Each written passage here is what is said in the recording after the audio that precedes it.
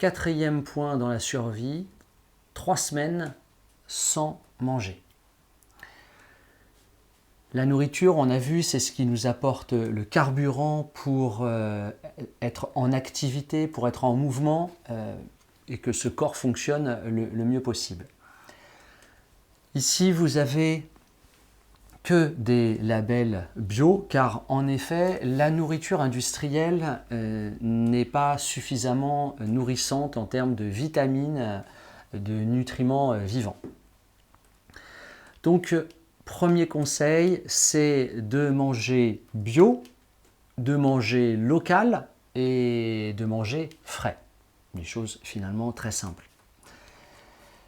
En termes de label, vous avez donc le fameux label européen, le fameux label français AB.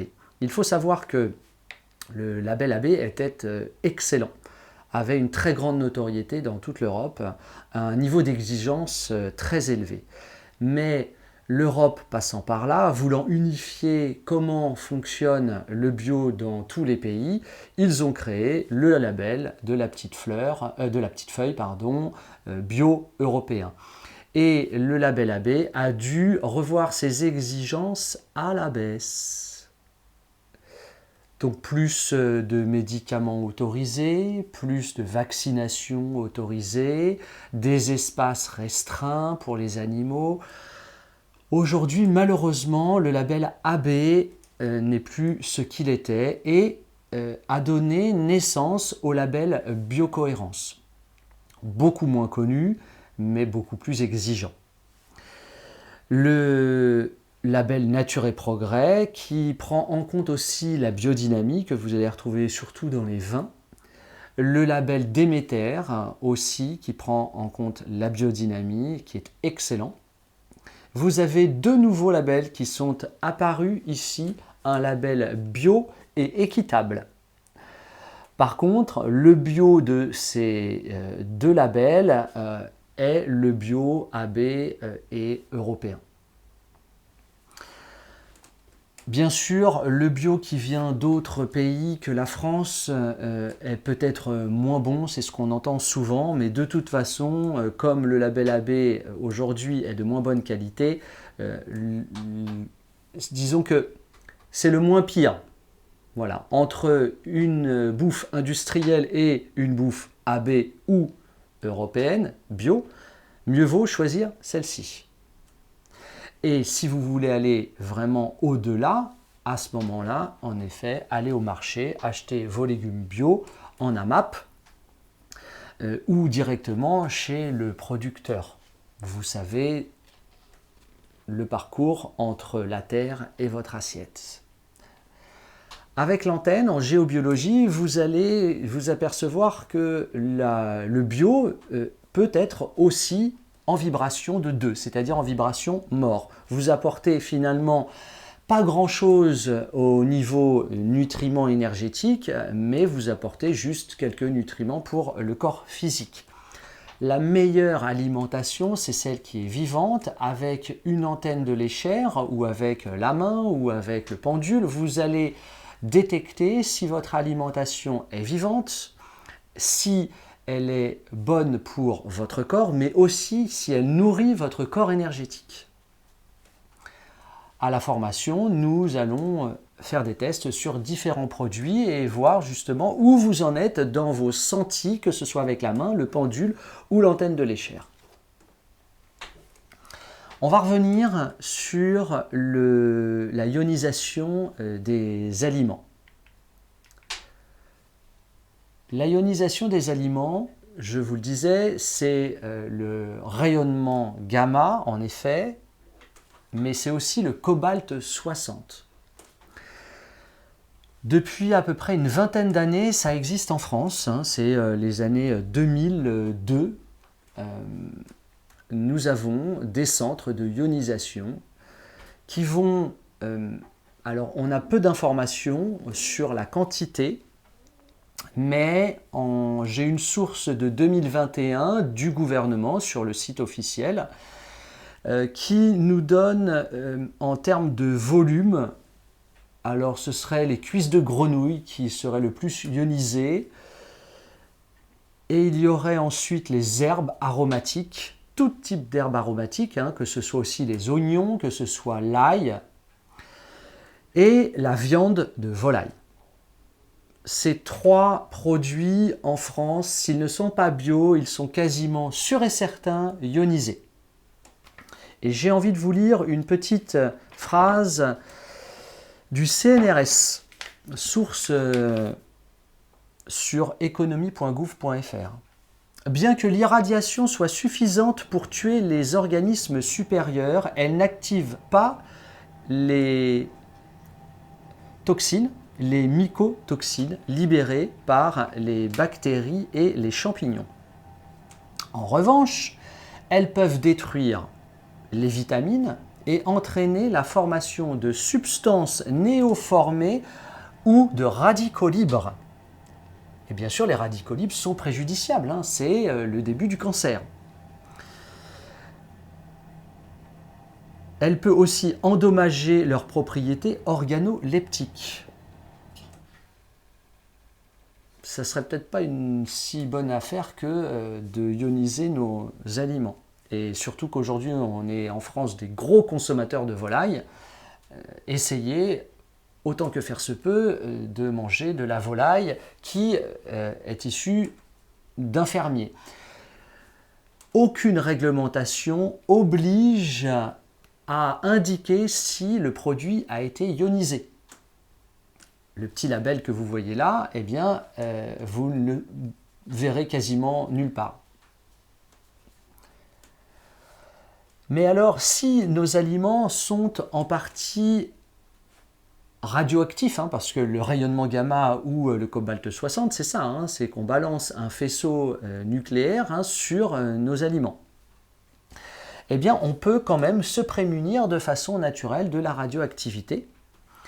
On appelle ça la chélation, C-H-E-L-A-T-I-O-N. Et il y a donc le miso, donc le soja lactofermenté. Hein. Il y a le kelp, ce sont des algues, hein, kelp, wakame, le kombu, le iski, qui vont être très efficaces sur le césium 137. On a aussi les crucifères, c'est donc tous les légumes terreux qui vont aussi capter certains éléments radioactifs comme le plutonium 239. Les graines germées aussi sont très bonnes, la pectine, la spiruline, le pollen frais. Donc tout ça va être très efficace sur le plutonium 239. Donc tous vont absorber la radioactivité dans le corps et l'éjecter. On a aussi la possibilité de le détecter avec l'antenne de l'échelle, hein, la radioactivité, hein, vous pourrez la capter, comme le radon 222. Et vous avez aussi les pesticides que vous pouvez détecter à 3,5. Hein. Radioactivité 3,5 et pesticides 3,6. Testez vos aliments. Si vous avez un pendule, eh bien, vous pouvez vous connecter à la longueur d'onde 3,6 pesticides, ou vous pouvez aussi, bien sûr, juste en radiesthésie pure, est-ce qu'il y a du pesticide, oui ou non. Donc les pesticides sont souvent dans le premier millimètre, hein, du fruit ou du légume. Si vous prenez l'antenne de l'échelle qui est très précise, vous allez pouvoir détecter la couche qui contient le maximum de pesticides. Par exemple, pour une pomme de terre, vous pouvez enlever jusqu'à 5 mm de patates, hein, pour qu'il n'y ait plus de pesticides. Vous pouvez sur une orange avoir des pesticides dans toute la couche, mais ne pas en avoir dans le fruit. Juteux. À vous de tester. Ça peut être sur une carotte, 2 mm de la carotte. J'ai même, je me suis retrouvé avec presque 1 cm de pesticides sur une carotte. Donc la géobiologie vous permet d'être plus autonome sur la qualité, le choix, la qualité des aliments. Mais on pourrait aussi lancer un autre débat sur l'alimentation. Est-ce que l'alimentation est nécessaire? Il m'a fallu beaucoup de temps pour détricoter cette croyance que nous étions faits pour manger. Nous avons une bouche, un œsophage, nous avons un estomac, tout un système digestif et on a des papilles. Donc goûter des bons fruits, goûter le sucre, les bons petits plats, c'est dans la nature humaine. Nous sommes faits pour manger, c'est tout. En effet. Mais pour autant, nous pouvons, si nous le désirons, eh bien, arrêter de croire que si nous arrêtons de manger pendant plus de 3 semaines, nous allons mourir. J'ai découvert des personnes qui ont testé le prana comme nourriture, c'est-à-dire l'énergie plasmique, l'énergie cosmotellurique, on peut lui donner plein de noms, l'électron qui fait partie de cette énergie, l'électron, vous vous rappelez, qui est l'énergie qui permet à la mitochondrie de créer de l'ATP, eh bien, en effet, il serait possible de se nourrir juste en respirant. Une personne qui a fait beaucoup parler d'elle, c'est Jasmine, que vous voyez ici. Elle a mis en place un protocole de 7 jours pour arrêter de manger et de boire. Et au bout de 7 jours, on commence à reboire de l'eau et à remanger un tout petit peu, un carré de chocolat par exemple. Des personnes ont réussi. Il y a énormément de preuves, il y a des exemples tout autour du monde entier. Il y a des groupes de praniques qui parlent de leur expérience de ne pas manger pendant 3 semaines. Dans mon entourage familial, j'ai une personne qui a arrêté de manger pendant plus de 3 semaines et elle était en pleine forme. Elle a suivi en fait l'instinct du corps. Le corps lui a dit à un moment « je souhaite arrêter de manger » et elle l'a repris au bout de 5 semaines. Voilà, aucune carence, tout va bien, elle est en parfaite santé. Mais cette femme est considérée comme dangereuse et sectaire en France comme à peu près dans le monde entier car elle a eu une expérience malheureuse, c'est qu'une femme, après avoir mis en place son protocole, est morte. Sauf que cette femme n'a pas respecté le protocole, elle a décidé d'être en amour pour la nature et elle a décidé d'arrêter de manger en pleine forêt. Sauf que, elle le précise bien, on doit être dans un endroit chaud, dans un endroit sécuritaire pour arrêter de manger, car il ne faut qu'il y ait aucune déperdition de chaleur du corps, il ne faut pas que le corps soit stimulé pour se protéger des agressions extérieures, qu'elles soient psychologiques, mais aussi naturelles, comme le vent, comme le froid. Et donc en France, cet homme ici que vous voyez là, Serge Blisco, eh bien, est le directeur de la Midiluve, cette société qui va chercher les dérives sectaires, qui est aussi celui qui considère que l'homéopathie est sectaire, eh bien, fait la chasse à tous les praniques, parce que ça peut être dangereux pour leur santé. Il y a cet homme, juste ici, un Allemand, qui s'appelle Michael Werner. C'est un médecin qui s'est dit, eh bien, je vais essayer le protocole de cette femme, je vais arrêter de manger. Il a fait cette expérience plusieurs fois avec un protocole strict qui a été étudié par d'autres médecins. Les médecins n'ont rien pu dire, si ce n'est de constater qu'en effet il avait arrêté de manger et qu'il était encore en vie. Malheureusement, Les deux protocoles ont été passés sous silence. Nous n'avons pas, en tout cas, ça n'a pas été médiatisé ni paru dans des revues officielles. C'est pour ça que M. Werner a décidé d'écrire un livre sur son expérience. Mais un peu plus loin, dans des pays où ne pas manger et se nourrir de prana est chose courante, pas du tout farfelue comme en Occident, en Inde, cet homme qui aujourd'hui est décédé, hein, c'est Prahlad Jani, qui dit ne plus manger depuis 40 ans. Eh bien, il a offert son corps en observation à la science auprès donc, des médecins hindous qui, eux, ne voient pas d'un mauvais œil ou d'une façon sectaire d'arrêter de manger, de se nourrir de prana. Et il a été étudié 24 heures sur 24. Ils ont mis des caméras pour vérifier que ce n'était pas un fake, qu'il n'y avait pas quelqu'un qui lui glissait de la nourriture en cachette, qu'il ne cachait pas de la nourriture quelque part. Et ils se sont aperçus qu'il y avait une activité digestive continue dans ses intestins malgré ni nourriture, ni eau. On peut en effet en douter, mais il serait dommage d'un revers de main de balayer des expériences qui existent. Pourquoi refuser que cela est possible? Le corps humain est une machine incroyable de ressources et peut-être que nous avons cette capacité, dans des moments de crise et de famine extrême, eh bien, de passer ce moment en se nourrissant différemment.